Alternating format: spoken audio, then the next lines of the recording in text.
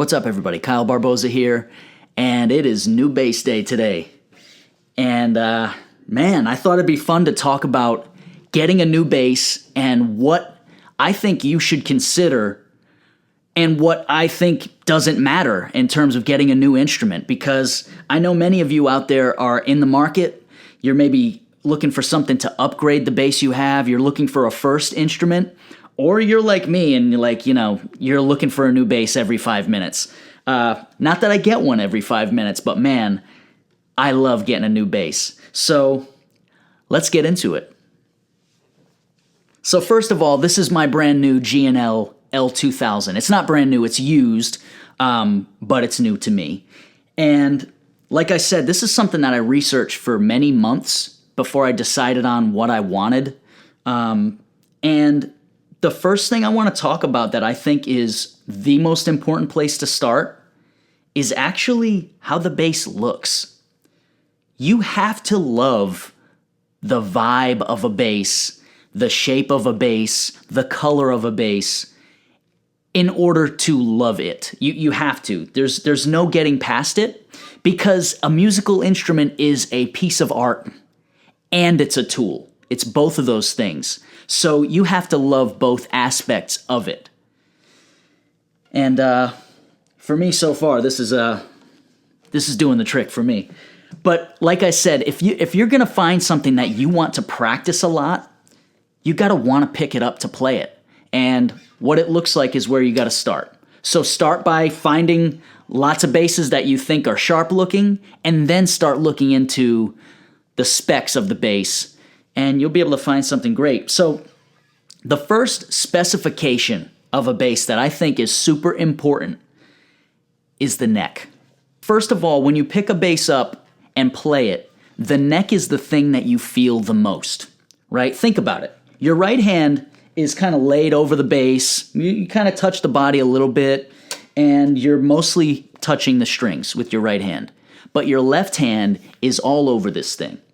So the first thing you want to notice when you pick up a new bass and try one is the dimensions and the feel of a neck. Personally, I like a satin finish on the neck. Satin finish is about as slick as you can get. I like that feel. Some people like the look and the feel of a gloss neck. It's all up to you. So the feel of it, very important. The second thing that is really, really important about a neck is the contour of a neck. And this is huge for a bunch of reasons. Now, this neck is really, really thin. Okay, it's really skinny up top. It's got a 1.5 inch nut width, which is just the width right here. Let me show you in a better way. This width right here is 1.5 inch, which is about as thin as it gets with a 4-string bass. And the contour of the neck, which is kind of the shape of the back of the neck, how it's curved, is like kind of medium round on this neck. I would say it's like kind of like a D shape, like the letter D. But you'll see all kinds of different specifications for that, like a C-shaped neck or even a U-shaped neck. They just have different feels for your hand, and you want to try different ones to see what feels comfortable for you. But that's not the only thing. See, because this neck feels really, really comfortable. It makes my hand feel, I have small hands, makes my hands feel big. But the thing about it that you're trading off when it comes to a really thin and skinny neck like this is the more wood you have, the more mass a neck has, it will add sustain and tone to the bass. So you are trading off. Remember that a skinny neck is going to be a trade-off. So you want to test it to see if the notes sustain, that is, if they ring out when you play it acoustically.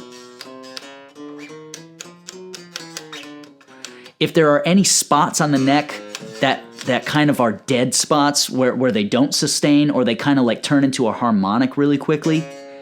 This bass has a little bit of a dead spot on this fret, which is very common, 7th fret on the G string. You can check for dead spots. So you want to make sure that those things are okay if you have a really thin neck. Same thing with a thick neck. It depends on the piece of wood. Every piece of wood is different. This neck actually, for a thin neck, has quite a bit of sustain and has quite a bit of evenness throughout so far. So it's not a perfect neck for me, but I have to admit it is a good piece of wood. So, but anyway, it's so important. Do not skimp on the neck. Okay, make sure it feels good. Make sure it plays good. The other thing about a neck that I think is really important is the type of wood that's on your fretboard or on the top of the neck. And as you can see, this dark wood is rosewood, very common for the top of for a fretboard material. The other most common material is maple, which is that wood, right? They're very different. Try both of those types on the same type of bass if you can. Like go to a guitar shop and try 2 jazz basses, one that has a maple, one that has a rosewood fretboard, because it makes a huge difference. I find that maple fretboards have a little more chunkiness and beef to the sound, a little more sustain, and a little more fundamental from the note, but they don't have a lot of snap when you really try to get the strings to grunt like that. You really snap into them. It doesn't have as much snap as rosewood. And I like the sound of maple fretboards, but I really prefer the feel of a rosewood fretboard, so much so that my preference is rosewood. But again, I think that's something to consider. And guys, these are the shape of the neck and the fingerboard. These are things that are not things you can change. You're going to have to live with them, and you're not going to get used to them. If you don't love them about a bass, you're never going to get used to them. Okay, there are certain basses that I really love the sound of, Fender P bass, that I hate the neck on. And so I just can't own one because I'm never going to play it because I don't like the neck. And that's just personal opinion. Ain't nothing wrong with a P bass. In fact, no, P bass is like it's like the most versatile bass ever. But anyway, some things that are also really important, check the hardware. Man, play with the knobs. Sometimes on expensive basses, the knobs in the hardware, the tuners, right? The top of the tuners, the clovers on the tuners, the bridge, if there's something shaking or rattling in the bridge, the knobs being like loose. These are things that you'll find on expensive basses and cheap basses. There are cheap basses that have great hardware. My main axe, my Yamaha that I use on this channel all the time, this bass is just built so well. It was $500. It just depends on the bass. It depends if people have been taking care of it. It all depends. So check that stuff because it's a big quality of life thing. If the tuners suck and the bass doesn't stay in tune, no go. Do not buy a bass that doesn't stay in tune. So go ahead and play with the tuners and see if they're smooth and see if they feel like they're going to keep the string in tune. Some things that I think are not that important when it comes to hardware are honestly the bridge.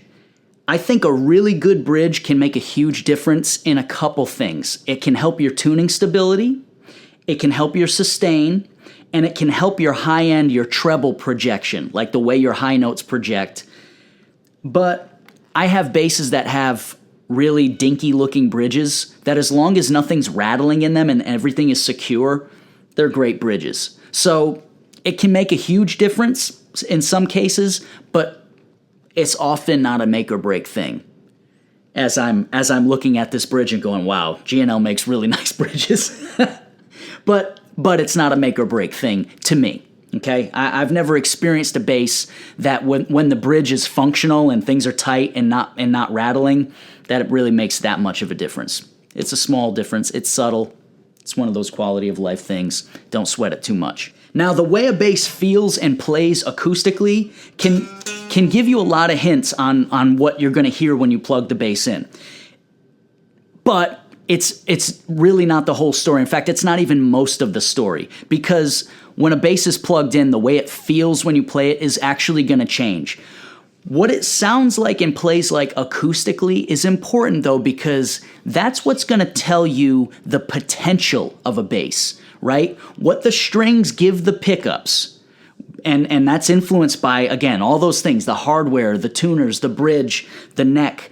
All those things influence how the strings transmit the sound to the pickups. Very, very important. It's the potential of the bass. But the pickups are what are going to have the final word in how a bass feels and how it projects its sound. So let's plug this bad boy in and talk about what this bass has and what you should be looking for in your next bass. Oh, and by the way, after you have your new bass day, get in contact with me for private lessons. I'm proud of what I'm doing on this channel, but I feel like me working with students in person is something that I really excel at. And I've got a wait list going right now for private lessons. And if you are on the fence about taking lessons with a good teacher, contact me. Let's get in touch. Let's talk about it and see if lessons with me would be right for you. I'm game to work on anything. I've got experience in jazz, rock and roll, funk, R&B, you name it, upright and electric bass. So if you are interested, I've got my email in the description. Shoot me an email. Let me know, and let's talk. All right, so we're plugged in, and we were just talking about pickups on a bass. And man, these are so important when it comes to the type of vibe that you're going to get from a bass, the sound, the way a bass is going to sit in the mix. It is all in the pickups. And on this bass, I've got two humbucking pickups, which each of these pickups have two different coils in them, right? And on this bass, you can run the coils in different combinations. You can run them in what's called in parallel, which is a little more of a scoopy sound with a little more high end, a little less low end. You can run them in series mode, which has a little more low mids, a little more lows, and a little less highs. And you can also split the coils and run one coil here on the top and one coil on the bottom, kind of like a jazz bass. So it's got quite a range of sounds. But here's the thing about bass pickups.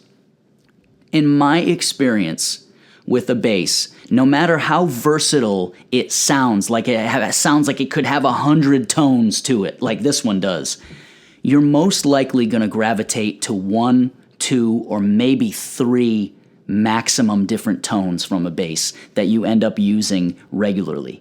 It has always happened that way for me, and I just feel like no bass is a do-it-all bass. But many basses can play in all kinds of styles. They just have their own way of doing it. And it's your job to decide which of those kind of ways of playing in styles that you gravitate toward. And so these humbucking pickups are going to give me a really, really modern sound. They're going to sit on top of the mix. They're going to sound a little less blended. Humbuckers tend to sound a little less blended with other instruments. It's just something to consider. But go ahead, plug it in, and just see what the pickups are giving you. They're going to make your fingers feel totally different when you play the bass.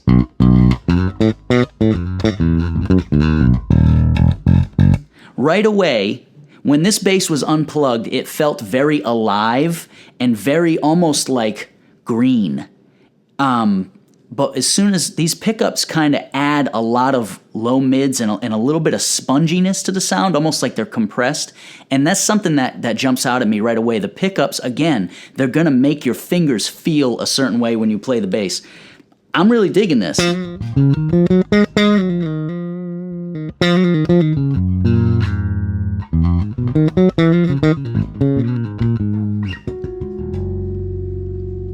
Nice. I mean, it's nice. It's nice. It's got its own thing. Humbucking basses tend to make really good live stage basses because they tend to help you poke out in a mix in certain areas of the frequencies, and that can make you hear yourself a little better on a difficult stage. So if you're looking to play a bass live, humbucking basses can be really good.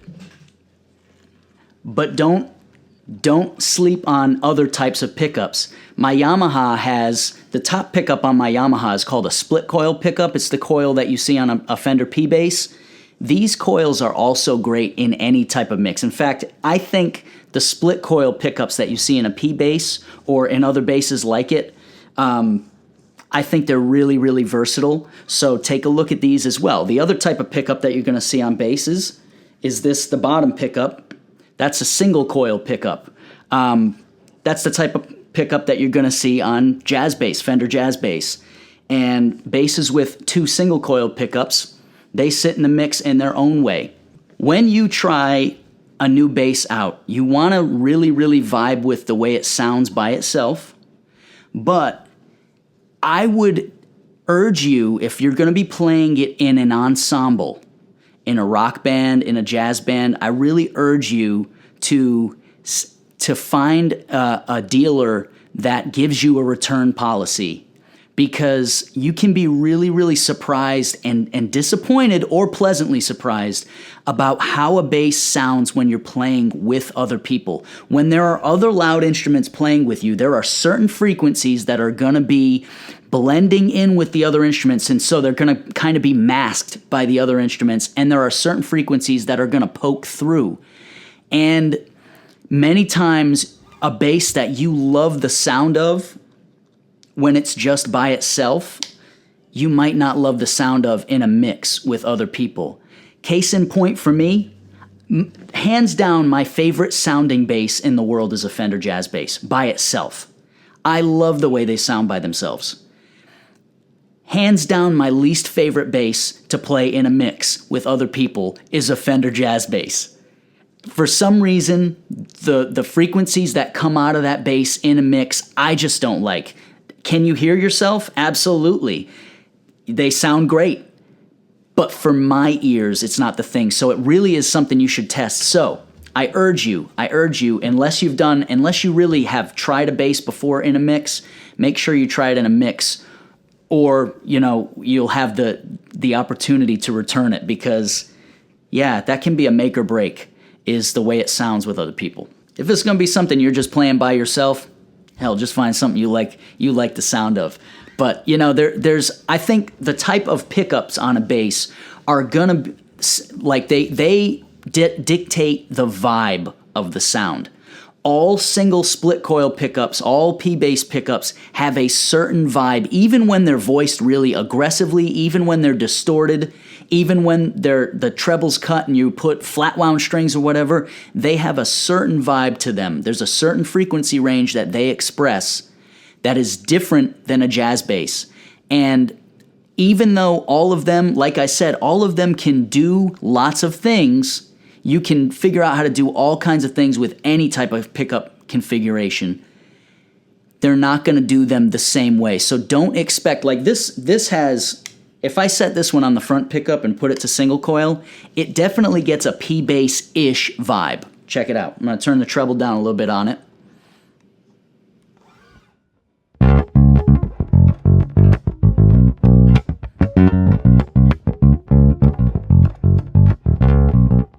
Turn the treble even back a little more.